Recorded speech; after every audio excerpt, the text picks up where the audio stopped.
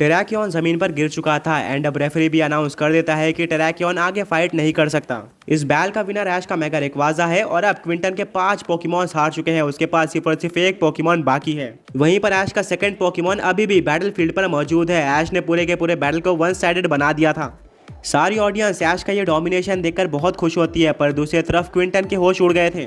वो Pokemon grand master championship में काफी उम्मीदों के साथ आया था एंड उसके पास सच में स्ट्रॉन्ग पोकेमॉन्स भी थे, पर उसने बिल्कुल भी नहीं सोचा था कि उसकी फर्स्ट बैटल इतनी खराब चली जाएगी जहां पर वो अपोनेंट को टक्कर भी नहीं दे पाएगा। वो एक काफी ज्यादा लंबी सांस लेता है और अपने छठे पोकेबॉल को बाहर निकालकर कहता है, ऐश अगर मैं कह दूं कि मैं अभी भी कमबैक कर सकता हूं तो ये मेरी बहुत ज्यादा बड़ी गलतफहमी होगी। चाहे मेरा लास्ट पोकेमॉन कितना भी स्ट्रॉन्ग हो, तुम्हारी पोकेमॉन टीम को देखते हुए अब मेरा कमबैक करना इम्पॉसिबल है। अगर मैं किसी तरह से रेक्वाजा को हरा भी देता हूं तो तुम्हारे 4 पोकेमॉन रेक्वाजा कितने ही स्ट्रॉन्ग होने वाले हैं, और जब मैं अपने 5 पोकेमॉन्स का यूज करके ही तुम्हारे इस तरह के एक ही पोकेमॉन को डिफीट कर पाया हूं, तो अब इस फाइट को जीतने का सवाल ही नहीं उठता है। अब ये सिर्फ और सिर्फ एक इज्जत की लड़ाई है। मैं चाहूंगा कि जाते जाते मैं तुम्हारे ज्यादा से ज्यादा पोकेमॉन्स को डिफीट करके जाऊं, जिससे ऐसा लगे कि कम से कम इस बैल में मैंने कोशिश करी है, वरना ये मेरी काफी ज्यादा बुरी हार होने वाली है।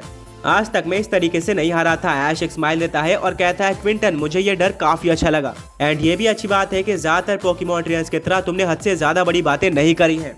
इसी तरह के पोकेमॉन ट्रेनर्स आगे जाकर इंप्रूव होते हैं और तुम डेफिनेटली इंप्रूव होने वाले हो, क्योंकि तुम्हारा कैरेक्टर और पोकेमॉन टीम दोनों ही सॉलिड है। वेल अब अपने लास्ट पोकेमॉन को बाहर निकालो, देखते हैं कि वो कौन सा पोकेमॉन है और क्या कर सकता है। क्विंटन अपने लास्ट पोकेबॉल को किस करता है और कहता है, यह है मेरा एस और सिग्नेचर पोकेमॉन जिसने मुझे सबसे ज्यादा बैटल को जिताया है। बाहर आ जाओ इंटेलियन। ये गलार रीजन का एक pure water type Pokemon starter है। क्विंटन के बाकी सारे पोकेमॉन्स की तरह इसकी डिजाइन भी डिफरेंट होती है। इसके पास नए फीचर्स थे, इसका साइज ज्यादा बड़ा था और इसके बॉडी पर कुछ अजीब से निशान बने हुए थे। ऐश कहता, वाह लेजेंडरी और मिथिकल पोकेमॉन्स के होते हुए भी इंटेलियन तुम्हारा एस पोकेमॉन है। क्विंटन रिप्लाई करता है कि हाँ एक्चुअली मैं बिलोंग करता हूँ गलार रीजन से और इंटेलियन मेरा स्टार्टर पोकेमॉन है, जिसके चलते इसको मेरे बाकी सारे पोकेमॉन से ज्यादा एक्सपीरियंस है और इसने ज्यादा बैटल जीती भी है। ऐश कहता, ऑलराइट तो मैं ऐसे पोकेमॉन के सामने अपने भी सबसे ज्यादा एक्सपीरियंस्ड पोकेमॉन को बाहर निकालना चाहूंगा। रेक्वाजा वापस आ जाओ। अनाउंसर और क्विंटन दोनों ही शॉक्ड हो जाते हैं। अनाउंसर कहता है कि ऐश इस फाइट को कंफर्टेबली जीत रहा था, बट फिर भी उसने एक चेंज करने का फैसला किया है। देखते हैं कि अब वो कौन से पोकेमॉन को बाहर निकालता है। ऐश अपने कंधे की तरफ देखता है और पिकाचू इशारा समझ जाता है, यानी कि अब उसके बैटल फील्ड में आने का टाइम हो चुका था। अनाउंसर कहता है, अमेजिंग, अब दोनों पोकेमॉन ट्रेनर के सबसे ज्यादा एक्सपीरियंस्ड और स्टार्टर पोकेमॉन आमने सामने हैं। क्विंटन कहता है कि वाह मैंने ये बिल्कुल भी एक्सपेक्ट नहीं किया था कि तुम अपने पिकाचू को भेजने वाले हो। ऐश रिप्लाई करता है कि हाँ एक्चुअली मैंने भी नहीं सोचा था और इस फाइट के अंदर मुझे पिकाचू को यूज नहीं करना था, पर तुम्हारे इंटेलियन और मेरे पिकाचू की स्टोरी काफी सिमिलर है, जिसके चलते इन दोनों के बीच की बैटल अमेजिंग होने वाली है। क्विंटन कहता है, जरूर, और मेरे पास एक सरप्राइज भी है। वो अपना डायनामैक्स बैंड बाहर निकालता है और कहता है कि टाइम आ चुका है इंटेलियन को डायनामैक्स करने का। वो इंटेलियन को पोकेबॉल के अंदर वापस ले लेता है, जिसके बाद पोकेबॉल की साइज बड़ी हो जाती है और इंटेलियन बाहर आता है एक जाइगेंटामैक्स इंटेलियन बनकर। क्विंटन ने ऑफिशियली अपने सेकंड फेनोमेना का यूज कर लिया था। वेला पिकाचू के पास भी जाइगेंटामैक्स था। ऐश जाइगेंटामैक्स वर्सेस जाइगेंटामैक्स की फाइट भी कर सकता था एंड उसके पास एक और ऑप्शन था जी मूव का, जिसको ऐश ज्यादा प्रीफर करता है, बट फिर भी वो भी अपने डायनामैक्स बैंड की तरफ देखता है और कहता है, पिकाचू जब हमने इतना कुछ सेम कर दिया है तो चलो जाइगेंटामैक्स भी हो जाते हैं, अभी मेरे हाथ में आ जाओ। पिकाचू ऐश के हाथ में आ जाता है और उसकी साइज बड़ी होना स्टार्ट हो जाती है, जिसके बाद वो जाइगेंटामैक्स हो जाता है जी मैक्स पिकाचू में। पिकाचू के जाइगेंटामैक्स होने का तरीका भी काफी यूनिक था। आगे बढ़ने से पहले पिछले पोकी क्विज के विनर्स ये रहे। एंड आज का क्वेश्चन ये है कि गलार रीजन के फायर टाइप स्टार्टर पोकेमॉन सिंट्रेस का सिग्नेचर अटैक क्या है। फायर शुरू हो जाती है। ऐश कहता है, अभी पिकाचू यूज करो मैक्स लाइटनिंग अटैक का।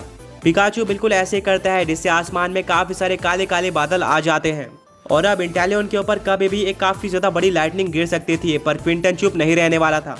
वो कहता है कि इंटेलियन काउंटर करो मैक्स गीजर अटैक से। यह अटैक डायरेक्टली पिकाचू के ऊपर लग जाता है, जिससे पिकाचू को डैमेज पड़ता है, पर तभी एक लाइटनिंग भी इंटेलियन के ऊपर गिर जाती है, जिससे एक बहुत ज्यादा बड़ा एक्सप्लोजन होता है। दो इतने ज्यादा स्ट्रॉन्ग अटैक के टकराने से चारों तरफ धुआं और हवा फैल जाती है।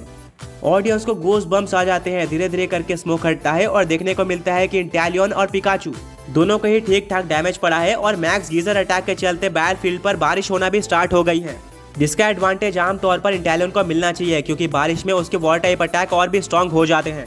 पर अब इसका एडवांटेज पिकाचू को मिलेगा, क्योंकि बारिश में उसके इलेक्ट्रिक टाइप अटैक और भी स्ट्रॉन्ग हो जाएंगे। वेल अब फाइट कंटिन्यू होती है। दोनों ही पोकेमॉन ट्रेनर्स और ज्यादा वेट नहीं करना चाहते थे। वो दोनों ही अपने अपने पोकेमॉन्स को उनका सिग्नेचर जी मैक्स अटैक यूज करने का ऑर्डर दे देते हैं। ऐश कहता है पिकाचू यूज करो जी मैक्स वोल्ट क्रैश का, वहीं पर क्विंटन अपने इंटेलियन को जी मैक्स हाइड्रोस्पाइन यूज करने के लिए कहता है। ये दोनों ही पोकेमॉन्स के सबसे स्ट्रॉन्ग जी मैक्स मूव हैं। पिकाचू अपने अटैक के लिए पावर इकट्ठा करना स्टार्ट कर देता है, वहीं पर दूसरी तरफ इंटेलियन अपने लंबी टेल का यूज करता है और एक काफी ज्यादा बड़े पिलर को क्रिएट करके उसके ऊपर चले जाता है। यह अटैक काफी कूल लग रहा था। पिकाचू ने पावर इकट्ठा कर ली थी एंड वो अपने टेल से काफी ज्यादा बड़ी लाइटनिंग को रिलीज करता है जो कि इंटेलियन की तरफ बढ़ रही होती है। वहीं पर इंटेलियन टावर के ऊपर बैठकर एम करता है एंड अपने इंडेक्स फिंगर का यूज करके पानी को समन करता है और एक काफी ज्यादा पतले पानी की धार को पिकाचू की तरफ भेज देता है। दोनों ही पोकेमॉन्स के अटैक एक दूसरे के ऊपर लग जाते हैं। वैसे तो देखने में इंटेलियन का अटैक काफी कूल था, पर यह ज्यादा स्ट्रॉन्ग नहीं लग रहा था।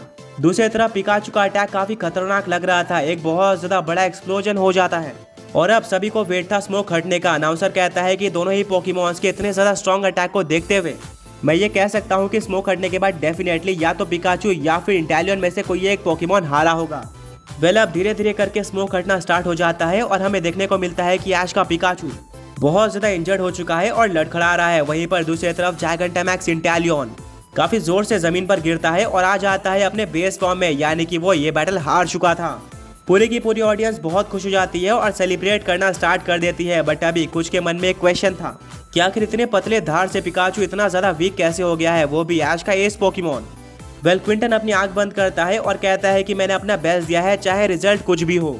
ये मेरी अब तक की सबसे ज्यादा बेकार बैटल थी और अब मैं इसको भुलाना चाहूंगा। दूसरी तरफ ऐश इस कमाल के स्टार्ट के साथ बहुत खुश होता है। उसका पिकाचू अपने नॉर्मल फॉर्म में आ जाता है और ऐश भागते हुए उसको गले लगाता है और कहता है कि ऐश हमने सिर्फ और सिर्फ एक पोकेमॉन को खोकर इस बैटल को जीत लिया है, जो कि हमारी काफी ज्यादा बड़ी अचीवमेंट मानी जाएगी। पिकाचू भी एक स्माइल करता है।